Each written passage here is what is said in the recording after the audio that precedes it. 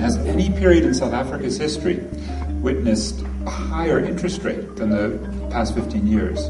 Something that NUMSA was asking of the central bank governor Tito Mboweni. And Mboweni, in that process, I was in the meeting with him, said, no, we're going to keep the exchange controls off, and if we don't, the money will flood out, and that means we'll keep the interest rates high. So he was just rejecting their demand that the interest rates be lowered. Just about every penny that we have is in some way caught up in some form of capital flight, with or without our consent. And I think that the whole notion as well of the cost of trying to regulate is one that the state has not been able to bring to bear in any way. The notion that private companies and private investments are able to then bolster these markets means that at some point, the manner in which our money flows in and flows out, currency flows, means that at some point there's a potential that there'll be so much more money floating around in the air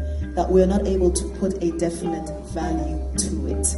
Is there any period in which we've had a worse current account deficit? And what that means is our flows of money out of the country, both to the huge corporations that Trevor Manuel gave permission to leave. You know them all, right? Anglo American, De Beers, Old Mutual, SAB Miller, Investec, Didata, Mondley. Before that, BHP Billiton through Gencor. Before that, Liberty Life. The huge companies that were our major investors are all London, Melbourne, New York, with a couple of exceptions, Afrikaner firms. Have we ever had as bad a balance of payments and current account outflow? And the answer is no. And in fact, The Economist magazine looked at the emerging markets, 17 of them, not long ago, and said, well, which is the most risky? What do you think, folks? The most risky emerging market, middle-income country in the world? It's South Africa. We don't control we don't control the prices. We don't control the pricing. We don't control how much money is flowing in and out. And then we lend irresponsibly. And then in the midst of all this, we then want to pretend that we are pursuing some kind of a developmental agenda when we're not. What we're doing is we are enabling a particular social apartheid, when enabling a particular social structure. And what we are doing in this regard is that we're sitting on some kind of a fool's paradise. And I say this because the kind of agenda that we have pursued leads to two things: rootless growth and voiceless growth. Rootless growth basically is that we may have the mechanisms for all of this infrastructural development, but we don't have the mechanisms for this development to filter through broad populace.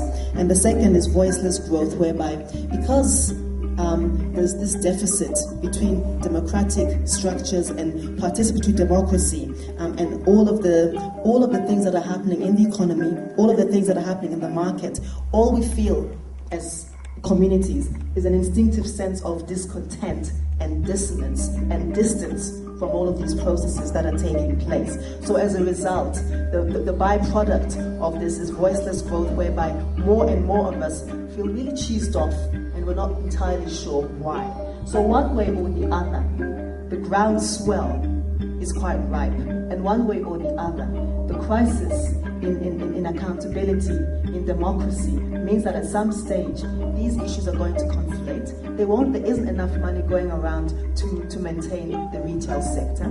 There aren't enough jobs going around being manufactured anymore, contrary to President Zuma's very extravagant promise to create 500,000 jobs at the end of the year. And while in the same period, we've lost almost as many jobs. So where these jobs are going to come from is not clear. Has this country then used the huge profits generated by capital wisely? Did those get invested in new plant and equipment and hire workers during this great period of macroeconomic stability? The answer, no. The profit flows went into those corporations and went into the financial markets, went into the JSE in Sandton, and then they bubbled around. And in fact, they created, again, a question: is there a bigger property bubble anywhere in the world than South Africa? Answer, no. In fact, The Economist magazine measures it between 1997 and 2008 at 393% as an increase in the price of residential real estate. So those are some reflections of how extraordinarily badly the South African economy has been managed, so that the profits don't get reinvested. And yet, isn't there a developmental state under construction? And then I'd ask you, where is that money going? The 750 billion rand in new infrastructure investments coming online now. Of course, 2010 Stadia, the Gautrain only elites will be able to afford, the big electricity generation that's being built now in Medupi, over 100 billion right there, nuclear generators being planned. And then that, of course, leads to the question, well, who's getting the cheapest electricity in the world? I think all of us, and especially folks in the township, just got hit with a 35% increase from Eskom. And yet BHP Billiton, Anglo, ArcelorMittal, the biggest companies, get the cheapest electricity in the world. It would appear then in South Africa that we've had neither the bursting of the property bubble, neither a banking crisis.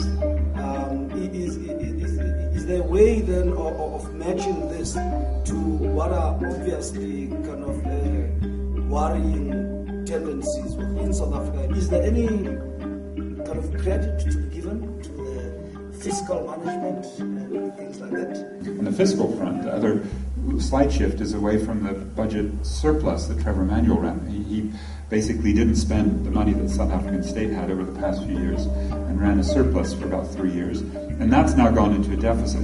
His estimate in February was about 3.8, and it'll probably be more like 5. But running a little bit of a fiscal deficit, a budget deficit by the government, is a semi-Keynesian measure. But nothing near as big as what is needed. The U.S. deficit, what Labakan kind of describes as a lemon socialism bailout of financial crony capitalists, is taking that to 13%. So we could have a much bigger budget deficit, as many advocates are demanding. And especially that instead of the money going to the elites through the sort of crony capitalist public works and infrastructure, rather that it go to the base.